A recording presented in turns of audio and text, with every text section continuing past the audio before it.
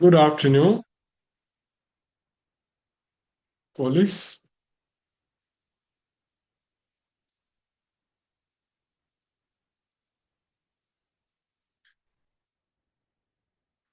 So,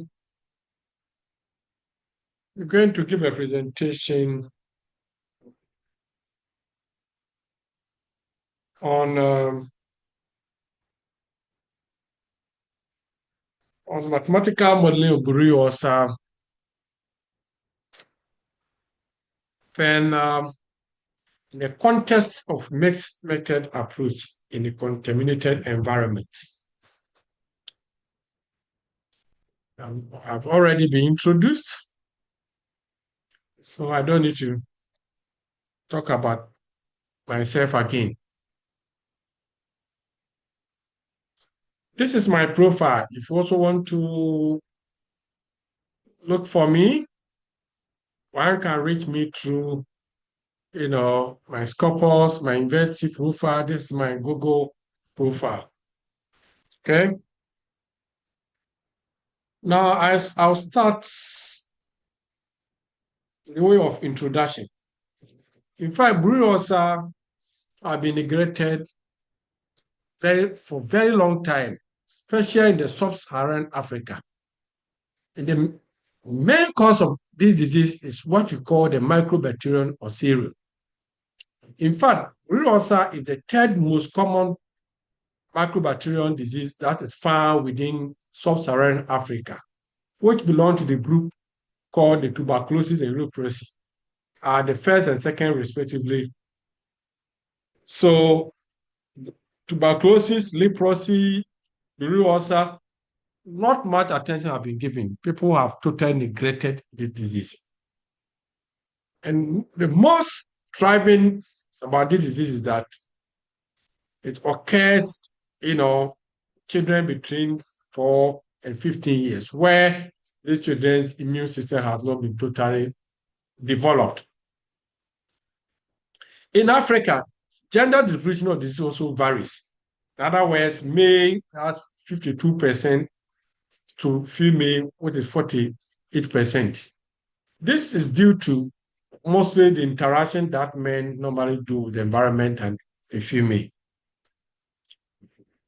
Saying that the disease is driven by speedy environmental changes coupled with the deforestation, eutrophication, construction of dam, irrigation, farming, mining. In fact, in Ghana, the most common driven of the disease is mining. We have what to call galamsey artisanal mining, which is not approved.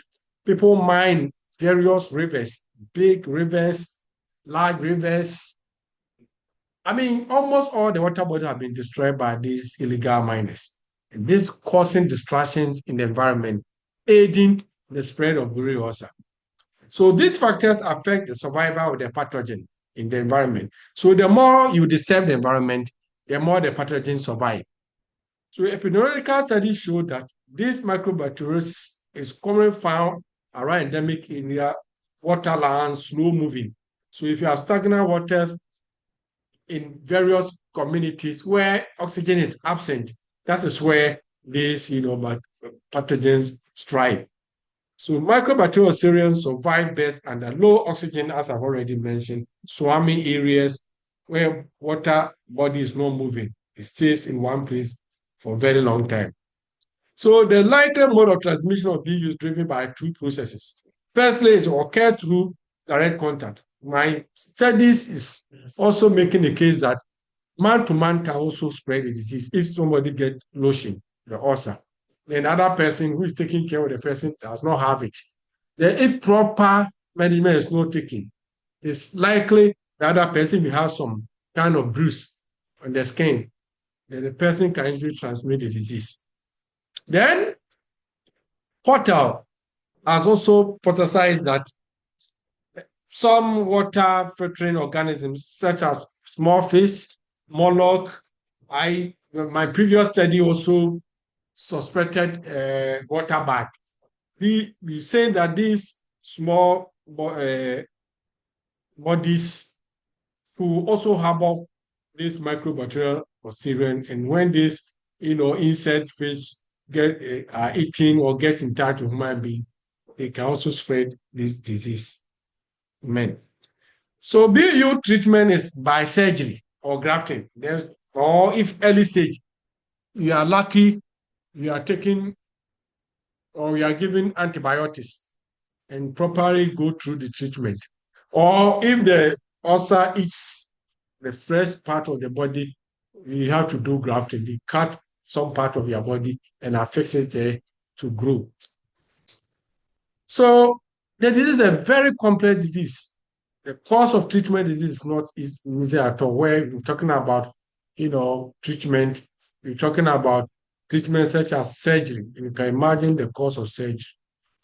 So the number of cases increases during dry season.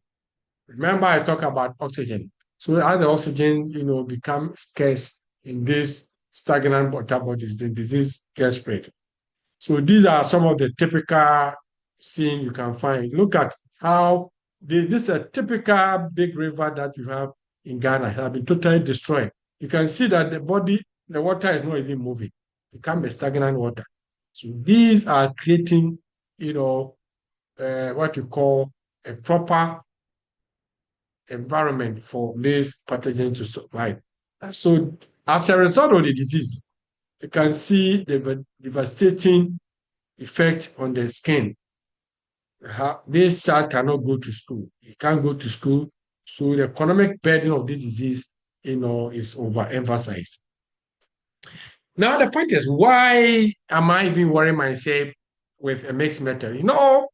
As a mathematical modeler, my preoccupation is to use mathematics per se to explain dynamics of various processes in be it disease, could be anything. But we also realize that sometimes what we claim to be the reality, if you go back to check in a rare time or in reality sense, sometimes there are some variations. Why are we saying so? Well, we are relying on parameters. We are relying on sometimes initial conditions reported in literature. Whether they are true or not, normally we find it difficult to ascertain. Therefore, applying some perspective of social science in what you do now culminates to give what you call a mixed method. So you say a mixed method, it's just a combination of a quantitative approach, which include modeling and that of what a qualitative approach. So putting them together in a fashionable manner, that gave us what you call a mixed method. So in this case, that's the approach. In this case, later in my presentation, I will show you an aspect that was used, a design in a mixed method which was used. So you could see that ODE-based model provide, so in other words, combining quantitative and qualitative, what is the essence? In other words, does it offer something significant in the research? Here you say that ODE-based model provide a rigorous mathematical framework for understanding disease modeling.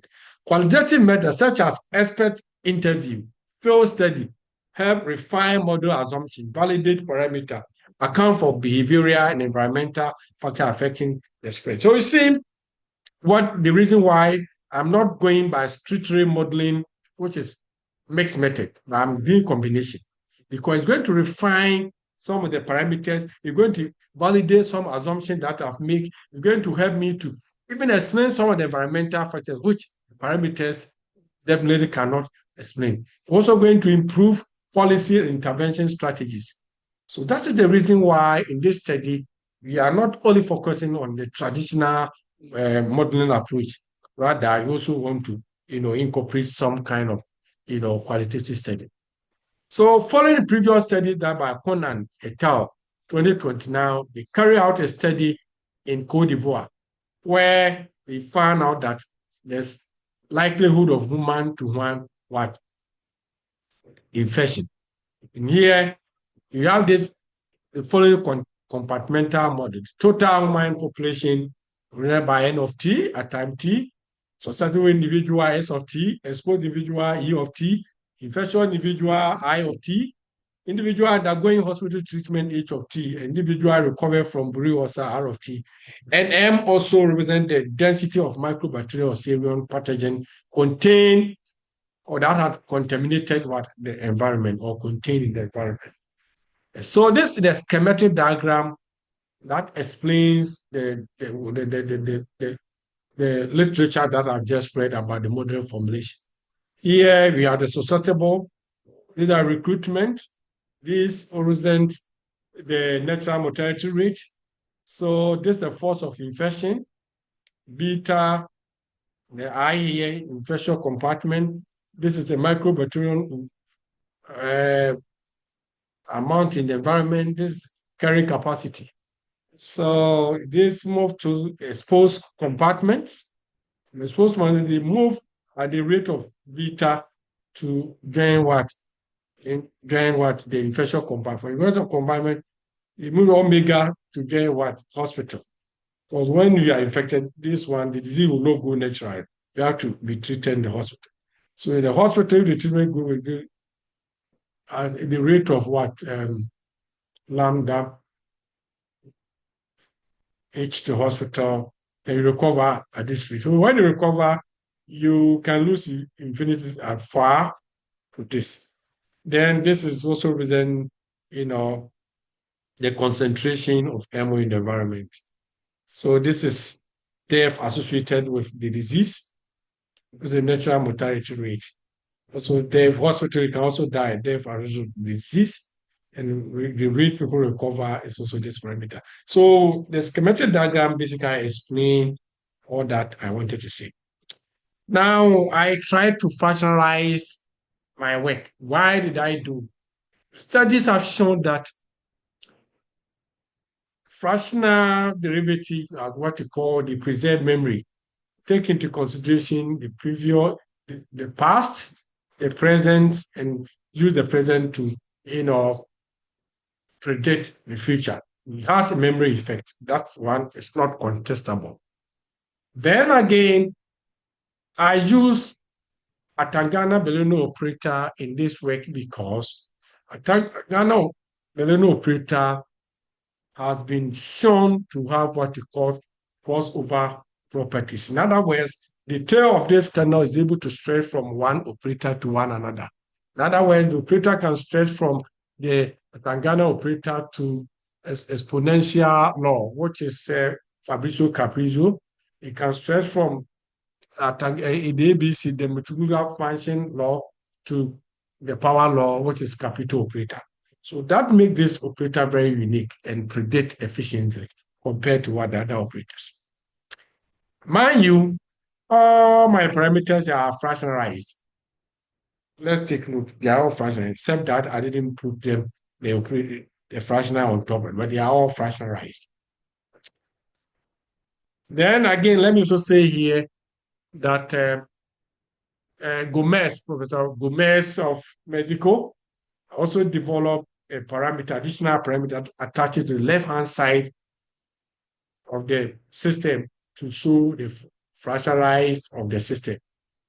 Here, I decided to fractionalize by, find exponent of sigma of all the parameters. That's have been done, but I didn't put them on top. So I look at the invariant region, and this is the solution that I obtained based on the model.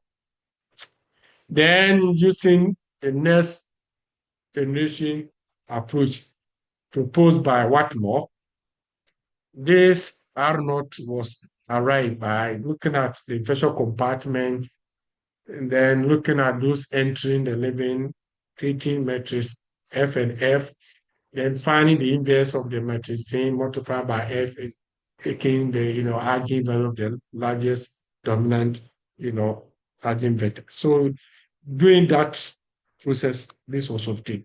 Then also look at equilibria, the equilibrium solution. Equilibria here, I'm talking about the disease-free equilibrium, the endemic equilibrium. And just putting crazy zero and then solving them where the diseases are not occurring, we create all the compartment, all the infection compartment zero and solving them, obtain this solution. Then we also decide to solve for the endemic equilibrium, making change your subject and doing literal substitution and going through some algebraic computations to obtain this. Now, I also want to look at the stability, which is very important in the dynamical system. So this is the Jacobian matrix of the system at the de Sitter equilibrium.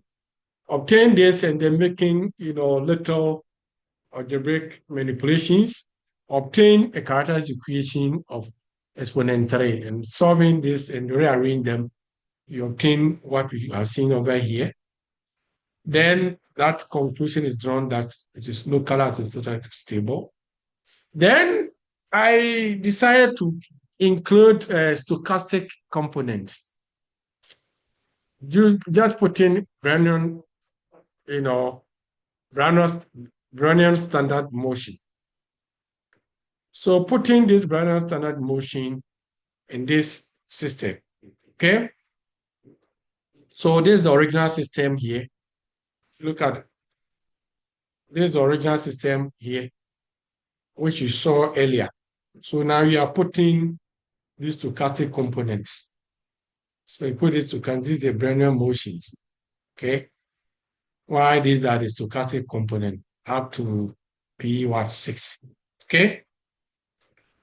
Then, having put the stochastic motion, we use Lipson condition to establish whether there exists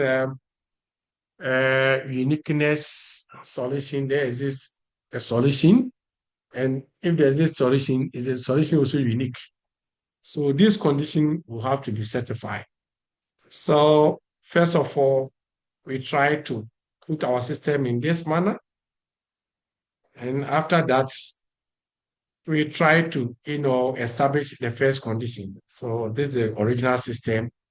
We try to find absolute value. Then after that, we try to, again, solve for the S side. So you see there's the society without the first component, we try to factorize this out, with the absolute value around it, then so that we have the X, which is the first component, the R, which is also this. After that, we take the soup of it, then we look at from zero, in the interval up to t, small t to the final t here. And after we take the soup for all of them terms. After that, we try to do some small factorization expressed in this form. Once we're able to express in this form, then it conforms to the condition. So we say that the condition exists whenever we have what we have solved here, okay, is less than 1. Then similarly, we look at the second term of the compartment, which is Y component, exposed component. We do the same. So you see here, we have also factorized those with the Y here. The others also here. Then we take the soup from 0 up to the T. As we previously done, we also do our factorization. So we are saying that under the condition when this one is less than, 1, that's exactly what you see here. Similarly, we do for the rest of all the terms. We establish the conditions. So this is the 5th. So having done that, this is the last one, the 6th. So under this also this condition. So now we are saying that the following are obtained after the first level condition established. So we now arrange all the conditions under this as established. Then you also look at the second condition. In the second condition, we are only interested in this in each variable or compartment where that particular interest is concerned. So if you look at the first condition, our interest is the susceptible. So we only consider the susceptible aspect of the compartment.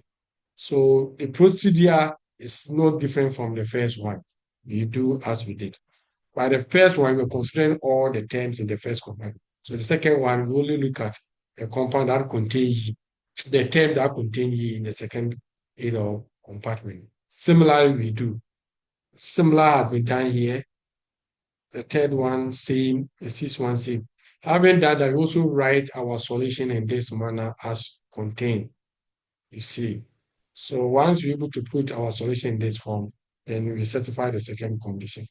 So in the first condition, if what the first condition, we say the neta 1, neta 2, neta 6, less than maximum less than 16, we have established that condition, which is what? One. What are the condition we are talking about? The condition is that it is what? Solution exists. Two, uniqueness. So that has been proved. Now we decide also to put controls. So we put three controls. And this is a preventive control. So public education to reduce the interaction of BU and also what? The environment. And then also people who have the BU, the infectious. Then you also put another control here to reduce the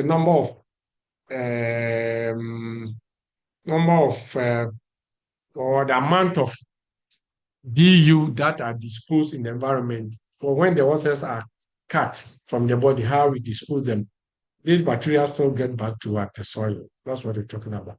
And we also put a control on treatment, the efficacy of the drugs, the antibiotics given to the patient when they are in the hospital. So we set out our objective function. So this objective function, so that you use Pantama maximum principle, and then we obtain our characteristic equations, and finally obtain our control solution, as you can see. So we did simulation by taking into consideration various scenarios. So the first condition that we put across was that we did not utilize control 3, right? But rather we tried control 1 and 2. So the control 1 was kept at about 6 continuous December%, while control 2 was kept around 11 to 12% before we reducing their quantities in the scenario. And what was the effect on the amount of bacteria concentrated in the environment? We could see that without control, this is the blue line, this is the control. So when this was put in place, the amount of microbacteria in the environment were reduced asymptotically, while without control, it will just increase. So it means, therefore, that the control is actually, effective in this regard. This is the infectious environment. You could see that the control drastically reducing the number of infection that people are getting in the community, while without control is escalating. So in this case, control 1 control being effective. You look at another scenario. Here, in this case, this time control 2 kept, kept 0, while control 1 and control 3 being utilized. In this case, control 1 around 6 days continuous, whatever quantum of resources were kept 6 days, while control 3 were kept around up to 18 days continuous. So you must also be thinking about the cost associated with each scenario. Control 3 was, treatment. So you can imagine the cost involved in treatment. Yeah. Why we did that, ladies and gentlemen, the control, this scenario did not help, even though we are providing, increasing antibiotics, whatever it is. And then control 3, which has to be antibiotic, control 1 was, control 1 was just public education to advise people not to get in touch with stagnant water, did not yield much, to reducing the amount of microbacterial cellular in the environment. Similarly happened in the infection. It didn't reduce. The infection was rather escalating, having this control in place. Now also look at a scenario where this time control 1, there was no public education. However, there was antibiotics in place. Then people were also educated how to dispose the ulcer to the community. When this was done, control 2, for example, was kept constantly about 10 days, while control 3 was kept almost 18 days. The effect was dramatic. Why are we saying so? It was able to reduce people with the amount of microbacterial people with the disease drastically compared to, without the controls. So in this case, we say the control is very effective. Similarly, we found respect to the microbacterial or cereal in the environment, the concentration. This strategy, the disposal, and then at the same time, people taking the antibiotics was able to reduce drastically. Then finally, we dispose all our arsenals, all the three controls, taking them, we put them at place. And fantastically, you observe that the control one kept 5 working days, kept around 10 days, also kept around 18 days, as you see in the various two studies. And the result is immense, totally reducing, the infection in the communities. And therefore, but we should also not hesitate to also be thinking about the cost associated, especially if you are giving antibiotics constantly. Public education, people must be paid. Then disposal of the outside into the environment, also paying is also looking at the cost. Similar fantastic results also obtained here, reducing drastically the amount of concentration of the pathogens in the environment. This is very interesting results, practically. Then you also try to put the fractional, derivative also in place to see. And you can see, for example, this is the exposed compartment. So as the fractional order increasing towards 0.95, the amount of people exposing into the community also decreasing. And this is very interesting. So the fractional order here has effect. So as it's increasing towards one, then the amount of people exposed to disease also decreasing. So then this is stochastic component. The one I show here didn't have the stochastic component. So definitely I'll check later. You should have had it. Yeah, so this is, I would say, is something I should not have brought here, but it's not a problem. So here you're looking at susceptible with a stochastic component. It's stochastic because normally in real life, you don't have a deterministic way of something happening. You're talking about environment, it can change anytime, especially a weather-driven environment. Remember, I talk about oxygen concentration also have effect. I also said the oxygen concentration also depends on the weather. West Africa here, we have very, very serious dry weather condition in a certain period of time.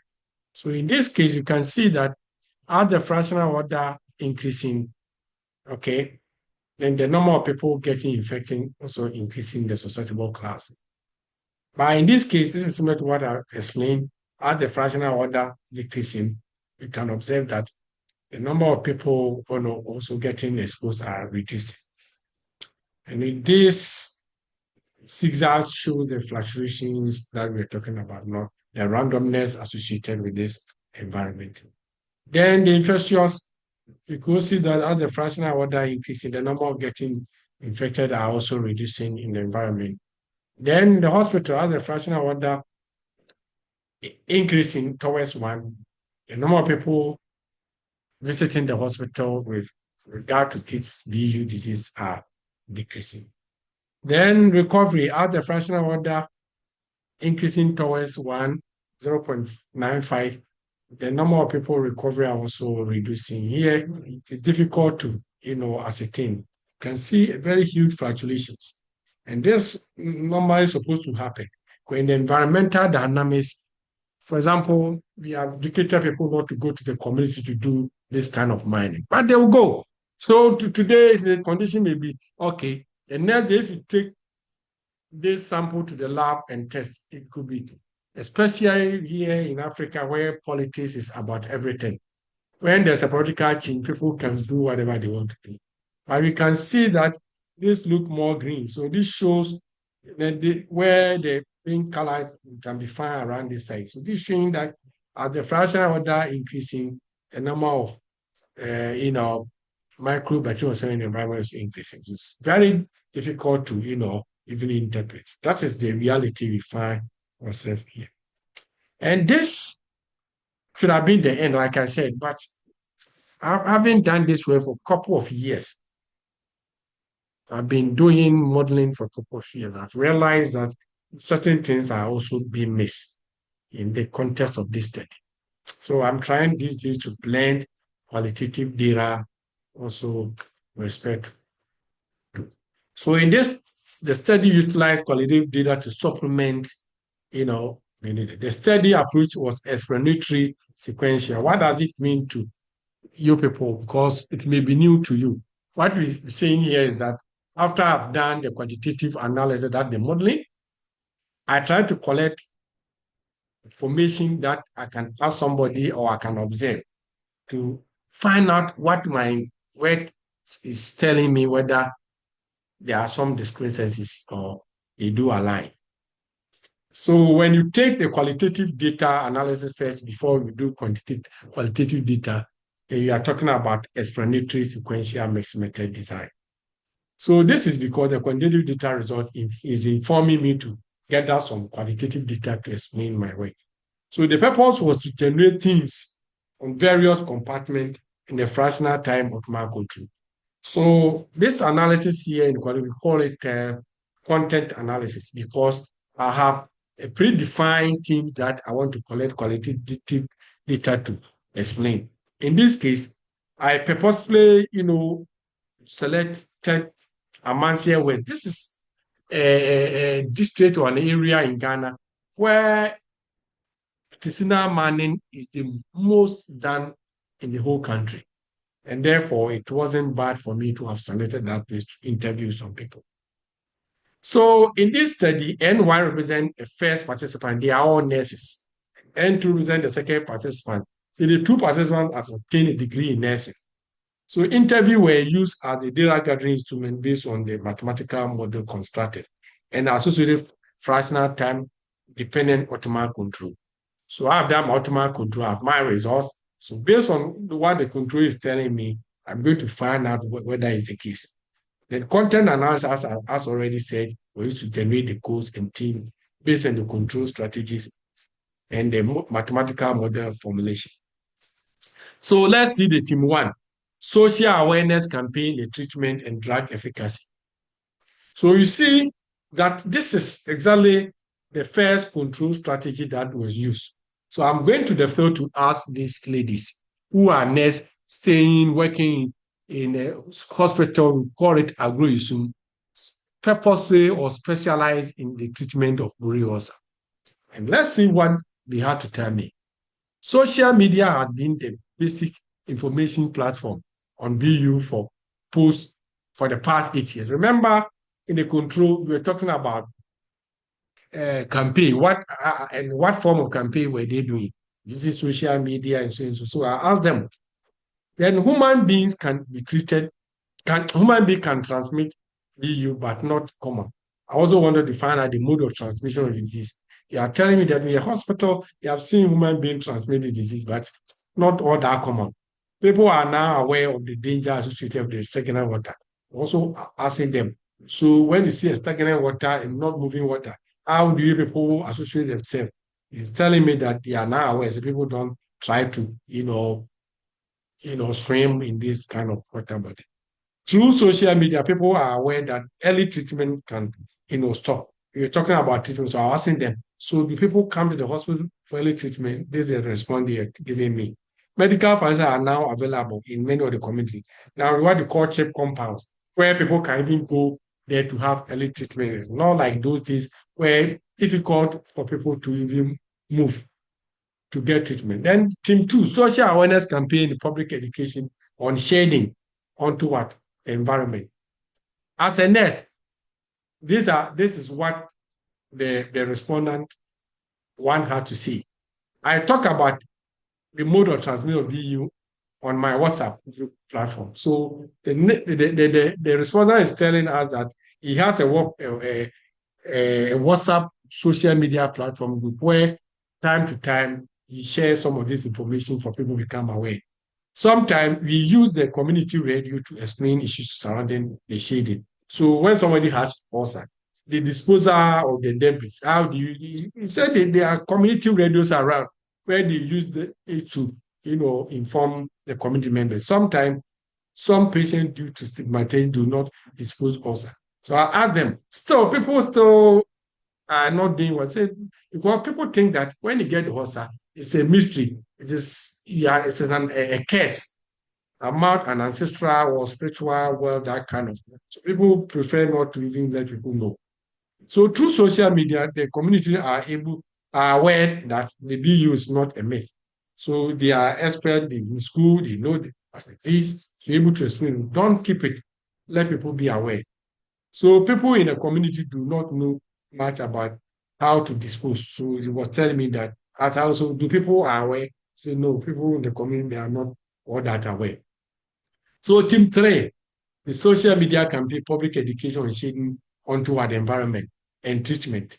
So I combine all of them and I ask them. And this is what the first responder had to say, tell me. Public education is constantly being carried out in all communities.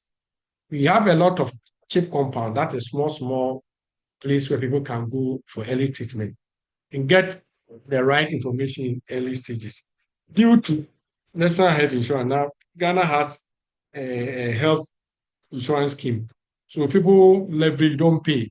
So it allow them to go for early treatment. There are some economic activity in this community, and therefore patient can buy. In other words, there are a lot of farming, people do farming, people have other job to do. So now people earn income, they can buy proper, drugs. Then I remember I talk about drug efficacy. Shading of us also due to standardization has been improved.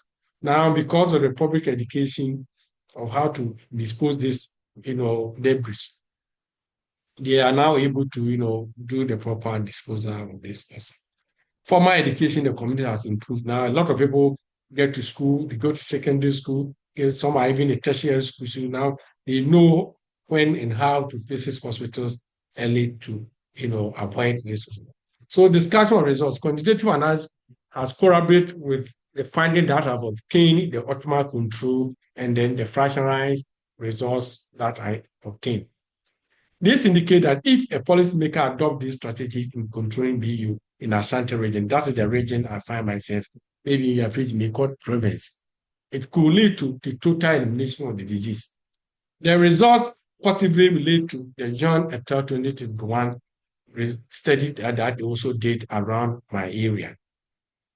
So the study also corroborated Ahmed et al. 2022, like linking Blue Ocean transmission to what environment. Their study also associated BU with environment. Our study has also associated BU with environment. The result confirmed the Rabin Finero et al. 2023 carry out study in Cameroon linking contaminated environment as a source of spread. Same has also been observed in Ghana where this work is done. So the qualitative result confirmed the study carried out in Ivory Coast. We're also saying that it's possible for man to transmit disease. That's also been established when I interviewed these people in the endemic community.